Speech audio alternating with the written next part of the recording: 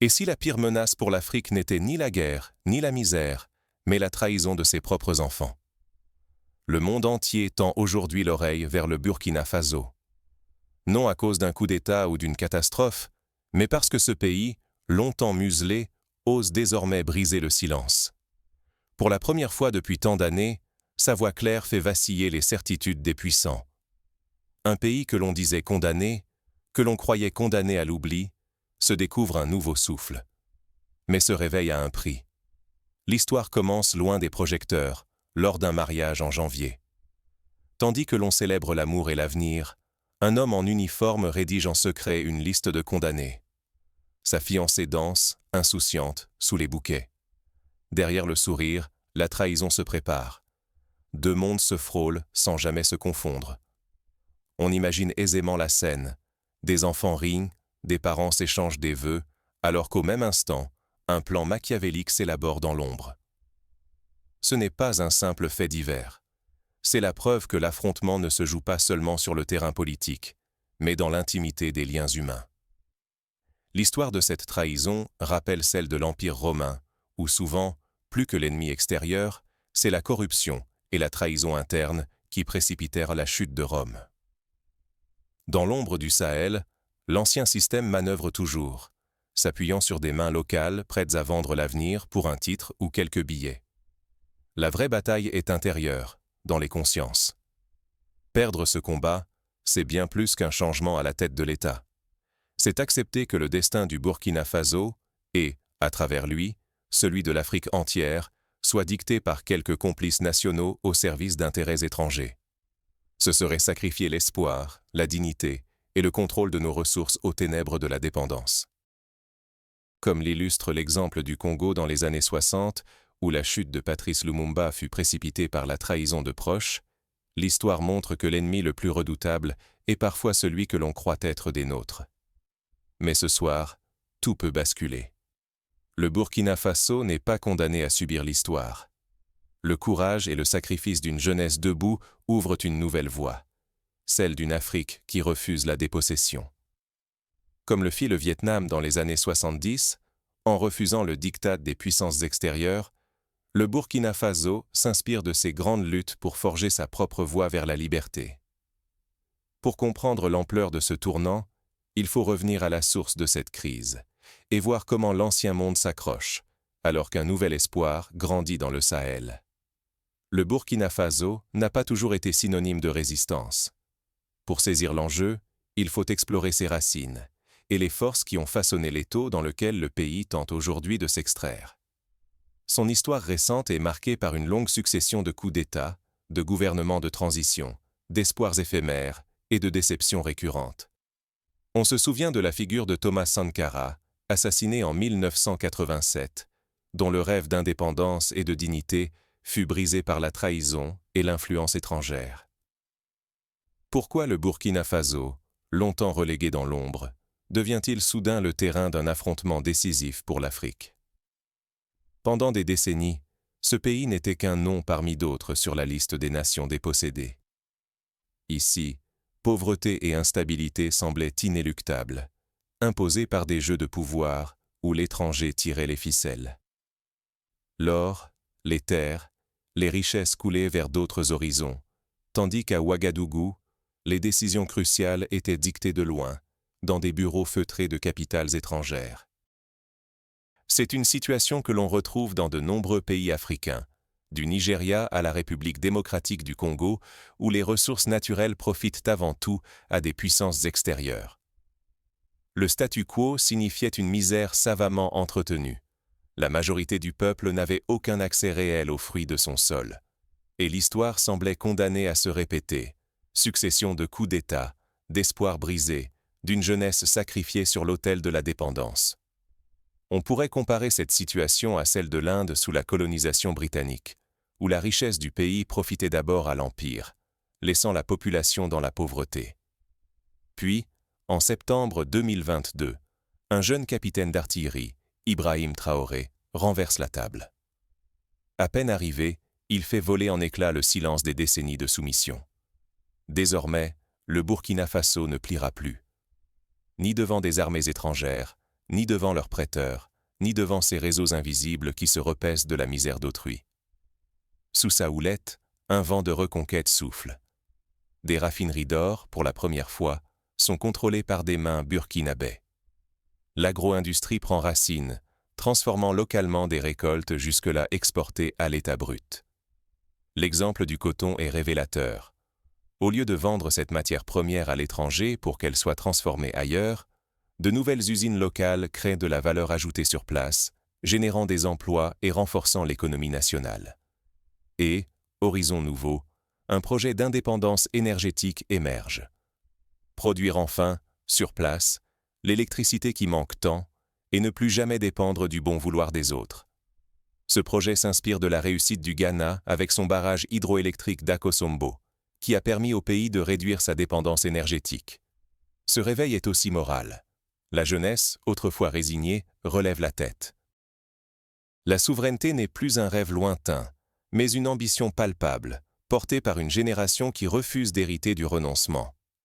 Des mouvements citoyens émergent, à l'image du ballet citoyen, mobilisant des milliers de jeunes pour exiger plus de transparence et de justice sociale. Mais l'audace du Burkina Faso inquiète. À chaque pas vers l'autonomie, les forces de l'ancien ordre s'affolent. Pour ceux qui se nourrissaient du chaos, chaque victoire burkinabé est un danger mortel. Les manipulations, les tentatives de déstabilisation, les coups d'État deviennent leurs armes pour rétablir l'ancien système. Le cas du Mali, confronté à des pressions similaires après avoir choisi de revoir ses alliances, montre combien le prix de l'émancipation peut être élevé. Accepter l'immobilisme, c'est condamner le pays à l'extraction forcée et à la pauvreté. Oser la rupture, c'est défier des intérêts puissants, prêts à tout pour que l'Afrique demeure à genoux. Comme lors des luttes anti-apartheid en Afrique du Sud, où chaque avancée était menacée par des forces hostiles, la volonté de changement est constamment testée. Mais ce bras de fer ne fait que commencer. Derrière chaque avancée, des ennemis cachés affûtent déjà leur riposte. Tout s'achète, même la souveraineté. Mais à quel prix l'âme d'un peuple peut-elle être négociée? Dans la nuit noire du 3 janvier 2026, un réseau invisible ourdit sa toile autour du destin du Burkina Faso. Ce complot, baptisé Black Winter, ne jaillit pas de l'ambition d'un seul homme, mais d'une alliance redoutable. Officiers véreux, mercenaires errants, anciens dignitaires en exil, alliés étrangers embusqués. Leur dessein, interrompre la marche vers la souveraineté, renverser l'espérance pour satisfaire des appétits égoïstes. Ce scénario fait écho à celui du Chili en 1973, où des forces internes et externes s'unirent pour abattre Salvador Allende et mettre fin à une expérience démocratique audacieuse. Leurs ramifications s'étendent bien au-delà des frontières. Les chefs d'orchestre, dissimulés derrière des pseudonymes, orchestrent leurs manœuvres via des messages cryptés, déplaçant des pions sur l'échiquier ouest-africain. Depuis la Côte d'Ivoire, une rivière d'argent alimente le complot. 70 millions de francs, CFA, suffisant pour acheter le silence, corrompre des fidélités et attiser la trahison jusque dans les rangs du pouvoir. Pourtant, la cupidité ronge déjà la coalition. L'argent, au lieu de servir la cause, s'évapore dans les arrière-salles, chacun cherchant à prélever sa part avant même que le coup ne soit joué. Cette logique rappelle le fiasco de la baie des Cochons à Cuba, où la désunion et l'avidité des conspirateurs ont provoqué leur perte. Le plan est froid, précis. La nuit doit recouvrir l'assaut, brouillant les repères. Les premières cibles, les commandants des drones, véritables cerveaux de la riposte. Décapiter la chaîne de commandement, semer le désarroi au sommet, puis profiter du chaos pour s'emparer du pouvoir avant l'aube. Le tout, dans un silence complice, persuadé que le peuple, lassé par des années de désillusion, restera figé. Comme lors du coup d'État manqué en Turquie en 2016, les putschistes misent sur la rapidité et la surprise pour paralyser la résistance. Derrière les rideaux, la vieille garde piétine ses idéaux. Autrefois porteurs d'un rêve révolutionnaire, certains anciens responsables n'ont plus que l'argent pour horizon. Leur faillite morale est totale. Ils marchant dans la confiance d'une génération pour quelques billets, livrant la nation à la merci d'intérêts privés et étrangers. On retrouve ce schéma dans l'histoire récente de la Libye, où des alliances fragiles et des ambitions personnelles ont plongé le pays dans le chaos après la chute de Kadhafi. Chaque manœuvre réussie ronge un peu plus la confiance populaire. L'instabilité s'incruste dans la chair du pays, laissant croire à la jeunesse que l'avenir ne se paie qu'au prix de la trahison. C'est l'âme même du Burkina Faso, et bien au-delà, celle de l'Afrique, qui vacille à chaque nuit de complot, à chaque promesse vendue. Ici, il faut se souvenir de la Côte d'Ivoire au début des années 2000, où la division interne a permis des ingérences extérieures et nourri la guerre civile. Mais cette fois, l'État n'est plus dupe. Dans l'ombre, une riposte mûrit, déterminée à briser le cycle de la trahison et à défendre le souffle fragile d'une souveraineté conquise de haute lutte. L'affrontement est inévitable. À l'aube, chaque camp doit révéler sa vraie force. Et si, pour la première fois, l'Afrique n'attendait plus le salut d'ailleurs? Si, contre toute attente, elle prenait l'initiative et dictait le tempo? Cette bascule, jadis impensable, s'est incarnée lors de la nuit glaciale de janvier 2026. Ce n'est ni un réflexe de survie, ni un sursaut désespéré. La contre-offensive de Traoré et de ses équipes relève d'une stratégie mûrie, d'une patience aiguisée et surtout d'un renversement profond de mentalité. Ce n'est pas sans rappeler la stratégie de Nelson Mandela, qui a su transformer la patience et l'organisation en armes redoutables pour conquérir une liberté durable en Afrique du Sud. Tout débute par une traque invisible. Des semaines durant, chaque communication suspecte est interceptée, disséquée, recoupée. Les services de renseignement, autrefois infiltrés et minés par des influences étrangères, se métamorphosent en chasseurs d'ombre. Grâce à l'infiltration patiente des réseaux adverses, chaque message crypté devient un fil d'Ariane, chaque réunion secrète une pièce du puzzle à assembler dans le noir. On pense ici au service secret israélien du Mossad, capable de remonter la piste d'un complot à partir d'un simple message intercepté. La patience est la clé. Plutôt que d'agir dans la précipitation, les équipes attendent l'instant décisif. Au soir du 10 janvier, alors que les conspirateurs se croient intouchables, ils sont neutralisés un à un, sans bruit, sans bavure. Ce n'est pas une simple rafle, c'est la saisie de preuves irréfutables, l'effondrement foudroyant de la conspiration. Comme lors de l'opération Tempête du désert en 1991, la rapidité et la précision de l'action déterminent l'issue du conflit. Mais le coup d'arrêt ne se limite pas à l'élimination du danger immédiat. Il marque un passage historique, de l'asservissement à la souveraineté. Les services, jadis spectateurs impuissants, deviennent les garants actifs de la stabilité nationale. Ce basculement dépasse la sécurité. Il restaure la confiance du peuple, inspire les voisins et prouve que l'Afrique peut défendre sa maison sans tutelle ni béquille. De même qu'en Éthiopie, la victoire sur l'invasion italienne à Adwa en 1896 a marqué un tournant pour tout le continent. Sur le plan humain, la fracture est saisissante. Devant les caméras, l'ancien monde, héritier d'un ordre dégradant, est révélé et désavoué publiquement. Les jeunes, portés par la méritocratie et la solidarité, prennent les commandes. Là où l'on attendait la répétition d'un cycle d'instabilité, un nouveau modèle s'impose, bâti sur l'intégrité et la compétence. Comme lors de la révolution rwandaise de Paul Kagame, la jeunesse et la compétence deviennent les moteurs du changement durable. Rien n'était joué d'avance. Un faux pas, une fuite, et tout basculait, la guerre civile ou le retour de l'ingérence étrangère. Cette victoire n'est ni facile ni acquise. Elle repose sur la maîtrise de soi, la discrétion et la capacité à anticiper plusieurs coups d'avance. C'est là la marque des grandes victoires historiques, comme celle d'Ho Chi Minh au Vietnam, qui a su transformer la prudence tactique en victoire stratégique. Ce qui s'est joué à Ouagadougou dépasse le cadre de la sécurité. C'est une mutation profonde, politique et morale, qui redéfinit la place du Burkina Faso et de l'Afrique sur la scène mondiale. Cette dynamique pourrait inspirer d'autres nations du continent, comme le Sénégal ou le Niger, à prendre leur destin en main, refusant les solutions toutes faites venues de l'extérieur. Mais la victoire n'efface pas tous les risques. Un nouvel équilibre reste à inventer, fragile et convoité. La révolution véritable ne se joue pas seulement sur le terrain militaire. Elle commence dans les convictions, dans la parole et se propage au sein de la communauté. Ce qui vient de se produire au Burkina Faso dépasse la simple victoire contre un coup d'État. C'est un basculement historique, un signal fort envoyé à toute l'Afrique, et même au-delà. Comme la révolution des œillets au Portugal en 1974, un événement local peut ouvrir une brèche et inspirer tout un continent. Première leçon. La force d'une armée réside dans le mérite, pas dans les réseaux d'influence ni l'ancienneté. Les volontaires pour la défense de la patrie, tout comme le général Saint-Poré, ont été promus parce qu'ils ont prouvé leur valeur sur le terrain, leur loyauté et leur efficacité, et non parce qu'ils étaient allés protéger d'un clan.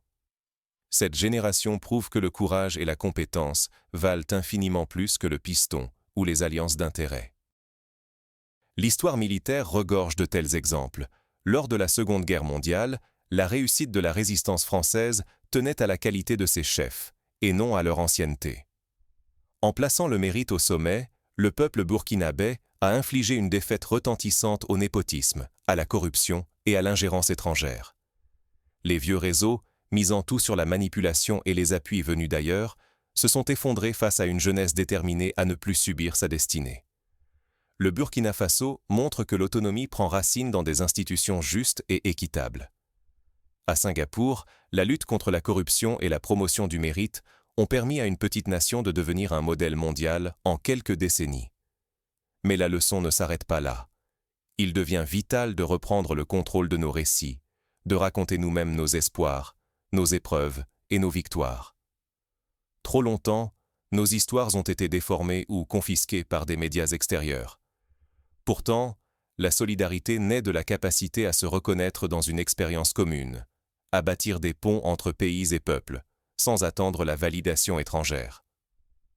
C'est en tissant cette toile de fraternité transnationale que l'Afrique pourra résister aux tempêtes futures. Des initiatives comme le panafricanisme, portées par des figures comme Kwame Nkrumah, ont montré l'importance de narrer nos propres histoires. Face à cela, le silence gêné des grandes puissances, leur refus de nommer la réalité, nous rappelle une vérité. Aucun salut n'est possible dans l'isolement. La victoire de Ouagadougou ne prend tout son sens que si elle inspire l'émergence d'une alliance africaine plus forte, plus unie, capable de défendre ses intérêts partagés, d'épauler ses voisines menacées et d'imposer enfin un dialogue d'égal à égal avec le monde. On peut s'inspirer du modèle de l'Union européenne, qui a su transformer la solidarité régionale en force collective. Si nous ignorons cette leçon, nous ouvrons la porte à de nouveaux complots, à la répétition des échecs et au cycle infini de dépendance et d'humiliation. Mais si nous décidons de défendre le mérite, la solidarité et la souveraineté sur nos récits, alors une génération entière pourra briser ces chaînes. Comme l'ont fait les Sud-Coréens après la guerre, en reconstruisant leur pays sur la base du mérite et de l'éducation. Avant de conclure, un appel. Faites vivre cette voix nouvelle, partagez cette histoire, engagez-vous dans ce réveil et cette dignité retrouvée. Parlez-en autour de vous, organisez des débats, interpellez vos dirigeants, soutenez les médias indépendants et les initiatives citoyennes. La démocratie, la liberté et la justice ne s'imposent pas d'elles-mêmes. Elles se défendent et se cultivent chaque jour. Mais ce renouveau ne sera durable que si chacun prend sa part.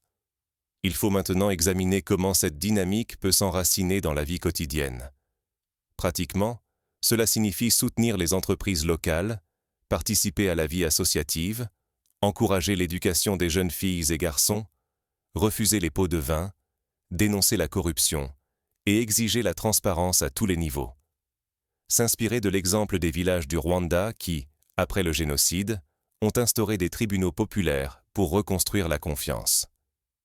Imiter le modèle du Cap-Vert qui a misé sur l'éducation et la bonne gouvernance pour sortir de la pauvreté. Le vent a tourné. Aujourd'hui, l'histoire de l'Afrique s'écrit enfin par des mains africaines. Ce qui paraissait hier impossible s'est imposé comme une évidence. Le Burkina Faso, longtemps réduit au silence, a brisé ses chaînes et s'est dressé, défiant les calculs du passé. En neutralisant le complot du mois de janvier, le pays a révélé la fin d'une époque marquée par la soumission, les trahisons intérieures et les manipulations étrangères. Ce réveil ne concerne pas un seul pays ni un seul leader. Il s'agit d'un appel à la responsabilité collective, à l'action déterminée et à la vigilance. Face aux forces qui rêvent de maintenir l'Afrique dans la dépendance et la corruption, l'attentisme est une forme de complicité. Se taire, c'est laisser l'injustice s'enraciner. Reculer, c'est ouvrir la porte au retour des vieilles chaînes. L'histoire de l'Afrique du Sud, où la mobilisation massive contre l'apartheid a permis d'imposer le changement, montre que la passivité est toujours l'allié de l'oppression. Le Burkina Faso a montré la voie, mais cette victoire restera fragile si elle ne s'enracine pas dans la conscience de tous. Mérite, intégrité, solidarité. Voici les piliers d'une souveraineté réelle qui se construit chaque jour, dans chaque choix, chaque refus de la compromission, chaque geste solidaire. L'Afrique n'a plus besoin de maîtres extérieurs ni de marionnettes locales. Il est temps de protéger ce qui a été reconquis, car tout progrès peut être perdu si l'engagement ne devient pas partagé. Il ne suffit plus de dénoncer les complots ou d'acclamer les héros du moment. C'est un passage de témoin. Désormais, l'avenir dépend de votre capacité à refuser la manipulation, à réclamer des comptes, à cultiver l'espoir et la dignité. L'histoire ne se fait pas dans la résignation. Agir, c'est préparer la prochaine victoire. C'est offrir à la jeunesse africaine la possibilité réelle de contrôler ses ressources et son destin. Chaque geste, aussi modeste soit-il, compte. Soutenir une coopérative locale, participer à une campagne de sensibilisation, voter lors des élections, ce sont là des actes de résistance et de construction. Le monde nous observe, mais surtout, il attend. Il attend de voir si nous, Africains, saurons transformer cette percée en un mouvement durable, guidé par le mérite et l'exigence de vérité. Refusez l'indifférence, chaque geste compte. Prouvez que cette génération ne se contentera pas de survivre, mais choisit de bâtir, de protéger et de rayonner par elle-même. Pour conclure, souvenons-nous, chaque peuple qui a triomphé de la servitude l'a fait en s'appuyant sur sa propre force, sa mémoire et la solidarité de ses enfants. L'Afrique n'est pas condamnée à subir l'histoire. Elle peut, à force de courage, d'intégrité et de vigilance, redevenir maîtresse de son destin. Le Burkina Faso a ouvert la voie. À nous tous désormais de la suivre, de la préserver et de l'élargir. Voilà le défi, voilà l'espoir, voilà la promesse. La question désormais n'est plus de savoir si l'Afrique peut se relever, mais qui parmi nous osera porter ce flambeau jusqu'au bout.